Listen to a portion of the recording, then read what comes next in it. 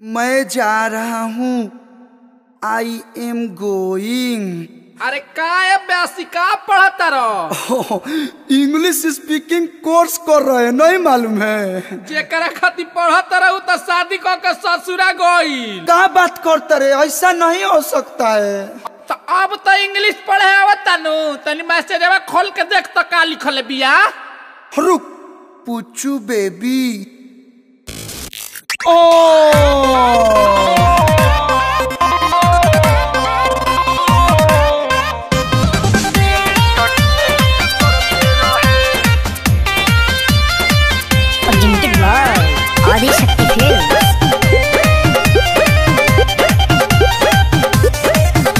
वो love love लिखत रही, हम लिव लिव पढ़त रहे। वो किस किस लिखत रही, हम किक किक पढ़त रहे। वो लव लव लिखत रही, हम लिव लिव पढ़त रहे। वो किस किस लिखत रही, हम किक किक पढ़त रहे। अंग्रेजी में है हम जीरो, छुप छुप के आए पढ़ते रहे। Don't try. अबे ट्राई नहीं कराई होता है।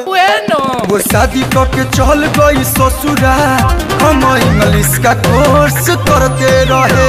वो शादी करके चल गई ससुरा, हम इंग्लिश का कोर्स करते रहे।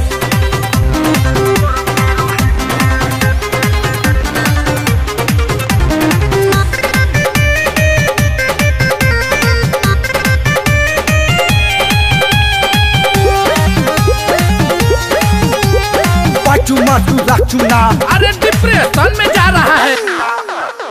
मैं हिंदी का विद्यार्थी, वो इंग्लिश मीडियम पढ़ी हुई।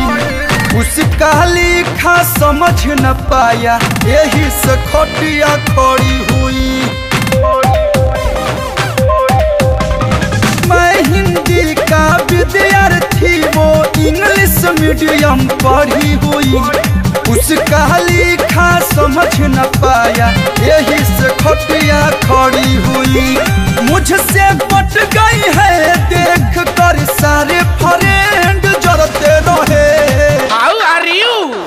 I am not fine, लेकिन निकल गई सबसे बड़का डाइन। वो शादी करके चल गई ससुरा, हम इंग्लिश का कोर्स करते रहे। वो शादी करके चल गई ससुरा, हम इंग्लिश का कोर्स करते रहे।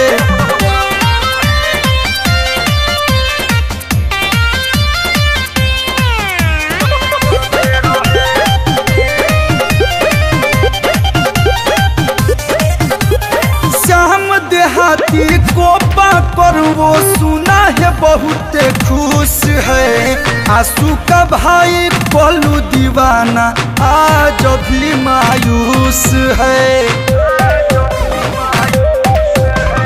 श्याम देहाती को पाकर वो सुना है बहुत खुश है। आंसू का भाई पलू दीवाना आज भी मायूस है। उसके टेंशन में सर का बाल धीरे धीरे छोड़ते रहे। See happy but I am very sad. वो शादी करके चल गई ससुरा, हम इंग्लिश का कोर्स करते रहे। वो मैरिज करके गुंटू ससुरा, हम इंग्लिश का